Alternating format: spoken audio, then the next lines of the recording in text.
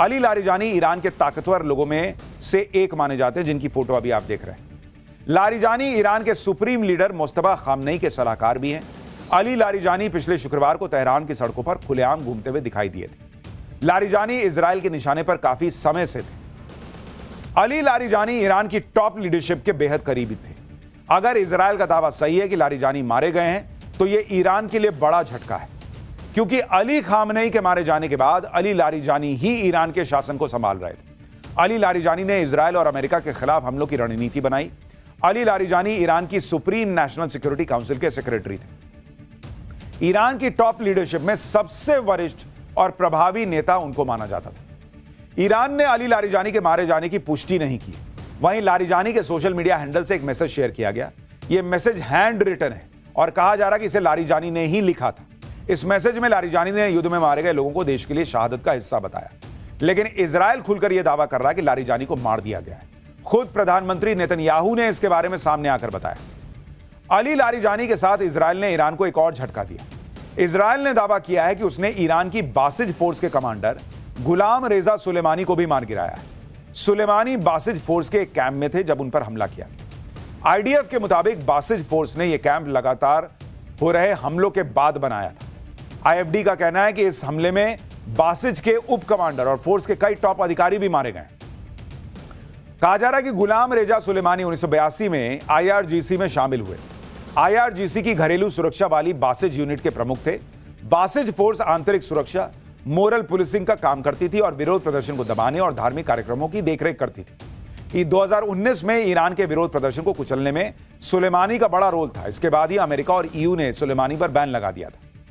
एक ही दिन में ईरान के 2 बड़े लीडर मारे जाने की बात चल रही है। अली लारिजानी, जो ईरान के पावर कॉरिडोर में एक बड़ा नाम थे। मुस्तफा खामनेई को सुप्रीम लीडर बनाने में लारिजानी का बड़ा रोल था। दूसरी तरफ आईआरजीसी की घरेलू सुरक्षा यूनिट बासिज के कमांडर सुलेमानी के जान से मारे जाने की आंतरिक सुरक्षा कमजोर हो सकती है। क्या ईरान की टॉप लीडरशिप को इसलिए खत्म किया जा रहा है जिससे युद्ध को जल्दी खत्म किया जा सके?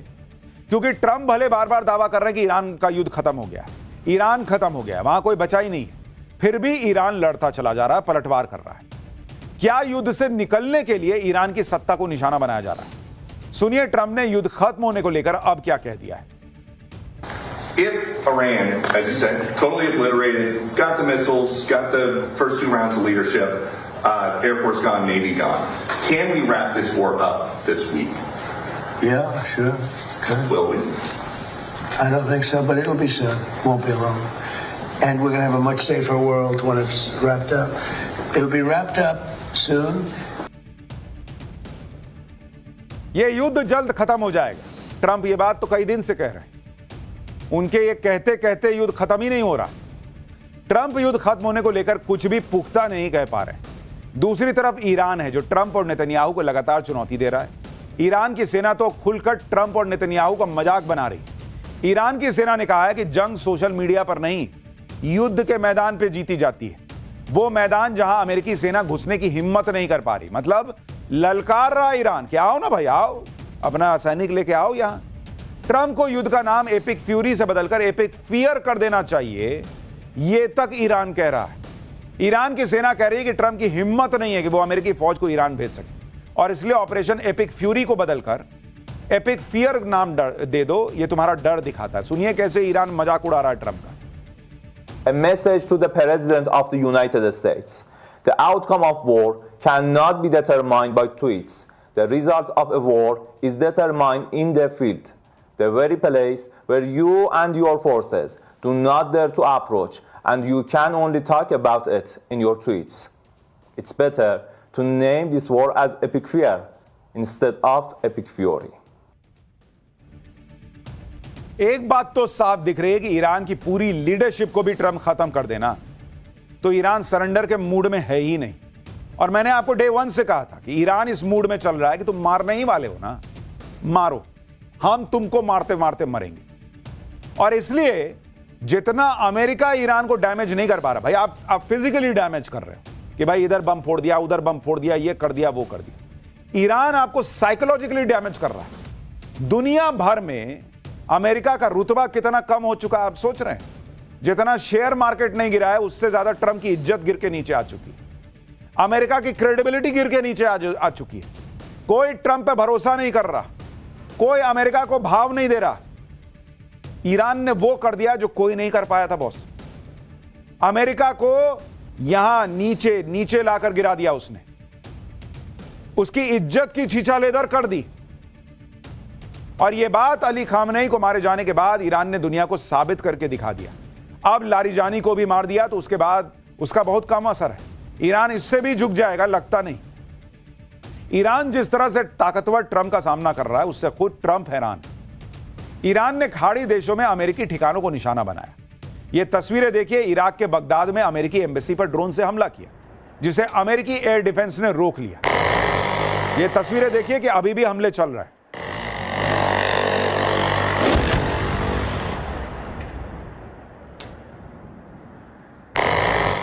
बगदाद में ईरान ने कई ड्रोन से हमला किया जिसे रोकने के लिए अमेरिकी सीरैम सिस्टम को एक्टिव करना पड़ा, यानी काउंटर रॉकेट आर्टिलरी और मोटार सिस्टम। यह रडार, फायर कंट्रोल सॉफ्टवेयर और तेज रोटरी कैनन को जोड़कर काम करती है। इससे ऑटोमेटिक गन फायर होती है और यह इतनी इफेक्टिव है कि पल भर में टारगेट को तबाह कर देता है। देखिए कैसे वहां पर हुआ है। बगदाद में ही एक और ठिकाने पर ईरान ने ड्रोन से हमला किया जिसे एयर डिफेंस रोक नहीं पाया। इस हमले में 4 लोगों की मौत की खबर है। ऐसे ही कतर की राजधानी दोहा पर भी ईरान ने हमला किया। दोहा में ईरान ने ड्रोन और मिसाइल से हमला किया जिसके बाद दोहा में कई जोरदार धमाके सुनाई दी। दुबई भी ईरान के निशाने पर लगातार है। दुबई में भी अमेरिकी सेना के ठिकानों, अमेरिकी बैंकिंग संस्थाओं पर ईरान हमले करता जा रहा है। इसी तरह ईरान ने बहरीन से लेकर सऊदी अरब तक हम पर हमला किया है। ईरान से इस हमले की उम्मीद किसी को नहीं थी। खुद ट्रंप कह रहे हैं बॉस कि वो शॉक्ड रह गए जिस तरह से ईरान ने पलटकर हमला कर दिया। सुनिए ट्रंप को, अब मान रहे हैं कि क्या ईरान ने कैसे उनको झटका दिया। Thank you. You were talking about Iran a couple times today and what they did after Epic Fury began. You said they hit Qatar, Saudi Arabia, UAE, Bahrain, Kuwait. Nobody expected that. We were shocked. Are you surprised that nobody briefed you ahead of time that might be their retaliation? Nobody. No. The greatest experts. Nobody thought they were going to hit. आप देख रहे हैं Trump आज इतने दिन के युद्ध के बाद मान रहे हैं कि किसी ने सोचा नहीं था कि ईरान पलट के ऐसा मारेगा। और यही बात हमने आपको पाठशाला में डे 1 कही थी कि ये आदमी घुस तो गया, इनका देश घुस तो गया, लेकिन ये इतने एरोगेंस में थे कि इनके पास कोई प्लान बी था ही नहीं, क्योंकि इन्होंने सोचा ही नहीं था कि ईरान ऐसे पलट के मार सकता है। ये तो माने बैठे थे कि हम जाएंगे, खामनेई को मारेंगे, 3 दिन में सब लपेट कर निकल लेंगे। ईरान के खिलाफ युद्ध शुरू करके ट्रंप कैसे फंस गए ये उनकी बातों से पता चल रहा है। ट्रंप कभी कहते हैं कि ईरान को तबाह कर दिया, कभी कहते हैं कि ईरान के खिलाफ किसी की मदद की जरूरत नहीं है, फिर कहते हैं कि ईरान युद्ध में बाकी के देश हमारी मदद क्यों नहीं कर रहे, कभी कहते हैं कि हम तो युद्ध जीत चुके हैं, फिर कहते हैं कि युद्ध कब खत्म होगा ये पता नहीं, कभी ईरान को गाली देने लगते हैं कि अब ईरान की खैर नहीं, अब कह रहे हैं कि ईरान के लोग तो स्मार्ट होते हैं, उनका आईक्यू लेवल बहुत ज्यादा होता है। भाई डोनाल्ड ट्रंप को दवा की जरूरत है, मैं आपको बता रहा हूं, किसी डॉक्टर को दिखाएं। इनका तार का कनेक्शन छूट रहा है, मुझे लग रहा है, सटता है तो कुछ बोलते हैं, छूटता है तो कुछ बोलते हैं। अब देखिए कैसे ईरान की तारीफ कर रहे हैं, आपको खुद लगेगा कि क्या आदमी है बॉस ये। And I'm dealing with very smart players. These are smart people. They don't get there. You know, when you deal with some of these people, you're dealing with high level intellect, very high IQ people. These are not Jasmine Crockett and her group. These are smart people. These are really smart people and violent people and vicious people and some very nice people. अब आप सोचिए कि Iran की इतनी तारीफ कि बहुत high IQ वाले लोग हैं, बहुत शातिर लोग हैं, बड़े बड़े एक्सपर्ट ने नहीं सोचा था कि ये हमला कर देंगे पलट के। आज इतने दिन बाद ट्रंप की हनक कम क्यों हो गई? सनक तो कम नहीं हो रही, लेकिन हनक कम हो गई है। भाई साहब थोड़ा लेवल पर आकर ईरान की तारीफ कर रहे हैं, क्यों सोचें? ताकि वो दुनिया को यह बता सकें कि अमेरिका जो है ना वो ऐसे ही नहीं फंसा है, सामने वाला बड़ा इतना इंटेलेक्ट और इतना कमाल का निकल गया कि ऐसी टक्कर हो गई। मतलब अपनी बेइज्जती को छुपाने के लिए वो ईरान की तारीफ कर रहे हैं। ये मत सोचिए कि उनका दिल बदल गया है। वो दुनिया को यह बताना चाहते हैं कि अमेरिका इतना मार इसलिए खा रहा है क्योंकि सामने वाला कमाल का है। अपनी बेइज्जती छुपाने के लिए वो ईरान की तारीफ कर रहे हैं, वरना इस आदमी के मुंह से तारीफ निकले। दुनिया को घुमाइएगा, हमको ना घुमाइए, हमको सब आपका पैतरा समझ में आता है। ईरान पर हमला करके ट्रंप अमेरिका में भी गिर गए। वहां उनके ईरान वॉर को बहुत कम सपोर्ट मिल रहा है। वहां सबको लग रहा है कि ट्रंप ने युद्ध में फंसा दिया है। अब तो ट्रंप की टीम में फूट पड़ गई है, ट्रंप की टीम से इस्तीफे होने लगे। ईरान पर हमला करने के फैसले के विरोध में अमेरिका में आवाजें उठने लगी हैं। डोनाल्ड ट्रंप के मनमाने फैसलों से उनकी ही टीम के लोग परेशान हैं। आप देखिए कि अमेरिका के नेशनल काउंटर टेररिज्म सेंटर के डायरेक्टर जो केंट ने इस्तीफा दे दिया। जो केंट ने कहा कि वो ईरान में चल रहे युद्ध का समर्थन नहीं कर सकते। ईरान से अमेरिका को कोई तत्काल खतरा था ही नहीं। अब यह साफ है कि हमने ये युद्ध इजराइल और उसके पावरफुल अमेरिकी समर्थकों के दबाव में शुरू किया है। अब समय आ गया है कि आप यानी ट्रंप ये सोचें कि हम ईरान में कर क्या रहे हैं और किसके लिए कर रहे हैं। यानी ट्रंप की टीम में बड़े बड़े ओहदों पे बैठे हुए लोग इस्तीफा दे रहे हैं, खुलकर ट्रंप को एक्सपोज कर रहे हैं कि झूठे घुस गए यार तुम युद्ध में और सबको फंसा दिया। ईरान के खिलाफ युद्ध की जरूरत थी नहीं, ये ट्रंप के लोग कह रहे हैं और ट्रंप को नसीहत दे रहे हैं कि भाई अभी भी युद्ध रोक दो, निकल आओ। लेकिन ट्रंप तो ट्रंप है बॉस। अब कह रहे हैं कि उन्होंने अमेरिका के एक पूर्व राष्ट्रपति से बात की। पूर्व राष्ट्रपति ने कहा कि जो काम वो नहीं कर पाए वो काम ट्रंप ने कर दिया। सुनिए ट्रंप को। I've spoken to a certain president who I like, actually, a past president, former president. He said, I wish I did it. I wish I did, but they didn't do it. I'm doing it. Yeah. Which president? I can't tell you that. I don't want to embarrass him. It would be very bad for his career, even though he's got no career left. कह रहे हैं कि मैं नाम नहीं बताना चाहता, उसको शर्मिंदा नहीं करना चाहता। भर दुनिया को खुले में बेइज्जत करने वाला आदमी, इनको चिंता हो रही है कि किसी की को शर्मिंदगी झेलनी पड़ जाएगी अगर ये नाम बता देंगे। सीधा बोलिए ना भाई कि स्टोरी बना रहा है। ईरान युद्ध को लेकर अपनी तारीफ खुद ही करने वाले ट्रंप के इस बयान को लेकर लोग कह रहे हैं कि अमेरिका में 4 ही तो पूर्व राष्ट्रपति अभी जिंदा हैं और इनमें से सबने मना कर दिया कि उनकी ईरान वॉर को लेकर ट्रंप से हाल फिलहाल में कोई बात ही नहीं हुई। लोग कह रहे हैं कि क्या ट्रंप ने खुद से ही बात कर ली और कह दिया कि पूर्व राष्ट्रपति ने उनसे बात करके कहा कि ट्रंप ने ईरान युद्ध करके बहुत अच्छा किया है।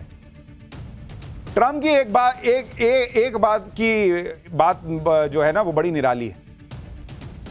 वो 1 मिनट में अपने बयान बदल देते हैं। 1 मिनट ऐसे झाड़ देते हैं कि उनको कोई फर्क नहीं पड़ता। पब्लिक कहेगी झूठा झूठा झूठा, लो झाड़ दिया। ईरान का कोई इलाज ट्रंप को समझ में नहीं आ रहा है क्योंकि ईरान भी रुक नहीं रहा है। ईरान ने अमेरिका और इजराइल को नई धमकी दी। ईरान ने क्लियर कट कर दिया कि हमारे हमलों का नया दौर तो अब शुरू हुआ है। अब अमेरिका और इजराइल पर खतरनाक हमले किए जाएंगे। ईरान इन हमलों के लिए वो हथियार निकाल रहा है जिनका इस्तेमाल उसने अभी तक नहीं किया था। मिडिल ईस्ट में अमेरिकी आर्मी के ठिकानों और इजराइल तक हमला करने वाली मिसाइलें ईरान के पास हैं।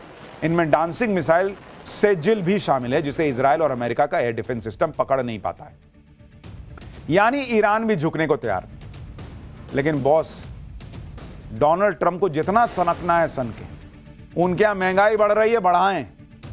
हमारी बस एक रिक्वेस्ट, आपके चक्कर में हम लोग फंस गए बॉस। पूरी दुनिया फंस गई है बॉस। मिडिल ईस्ट में भाई भारतीय भी फंस गए और वहां के लोग भी फंस गए जिनका ना लेना है एक ना देना दो। तो कहीं आप कोने में अपनी अकेले की लड़ाई लड़ रहे होते ना तो हमको फर्क नहीं पड़ता था। जाओ आपस में मरो मिटो, जो करना है करो। आपने पूरी दुनिया को फंसा दिया है बॉस।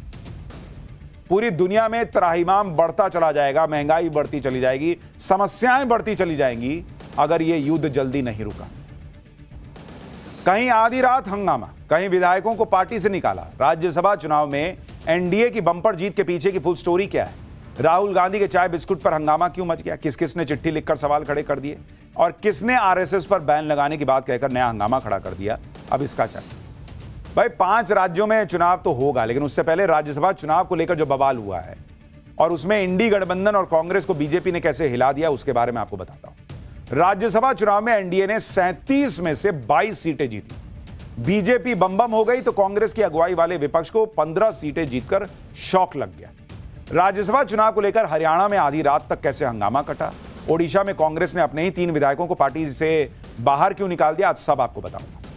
इस चुनाव में कहां क्रॉस वोटिंग हुई, बीजेपी को 10 सीटों का फायदा कैसे हो गया, इंडी गठबंधन का कैलकुलेशन कैसे गड़बड़ा गया, राज्यसभा के भीतर समीकरण कैसे पलट गया है, सबसे पहले यह सब बताता हूं आपको और उसके बाद बात होगी कि राहुल गांधी के साथ क्या हुआ है। देखिए, राज्यसभा चुनाव में कांग्रेस के साथ 3 राज्यों में ऐसा खेला हो गया जिस पर कांग्रेस हाथ पैर पटक रही है। हरियाणा में कांग्रेस के 5 विधायकों ने क्रॉस वोटिंग कर दी, ओडिशा में कांग्रेस के 3 विधायकों ने क्रॉस वोटिंग की और बिहार में भी कांग्रेस के 3 विधायक वोट देने ही नहीं पहुंचे। इन सब का फायदा बीजेपी को मिल गया। लोग कह रहे हैं कि कांग्रेस ने ही बीजेपी को जिता दिया। कांग्रेस ने बीजेपी पर हॉर्स ट्रेडिंग का आरोप लगाया तो बिहार के डिप्टी सीएम ने इंडी गठबंधन के मजे ले लिए। कांग्रेस और बीजेपी दोनों को सुनिए। देखिए, बीजेपी जो है जितनी भी बातों में पहले कहा करती थी कि गलत है, ये गलत है, आज वो सब कुछ कर रहे हैं। सत्ता की भूख में अपने को चुनाव में जिताने के लिए 3 तिकड़म दंड फंद पैसे से विधायकों को खरीदना है, कैसे भी करके जो है इलेक्शन कमीशन का इस्तेमाल करना, हर तरह से ये करके हॉर्स ट्रेडिंग का मतलब होता है कि जो है कि आप पैसे के बल पे विधायकों को खरीदे, ये करें। सुनने वाले लोग तो आरोप लगाते ही हैं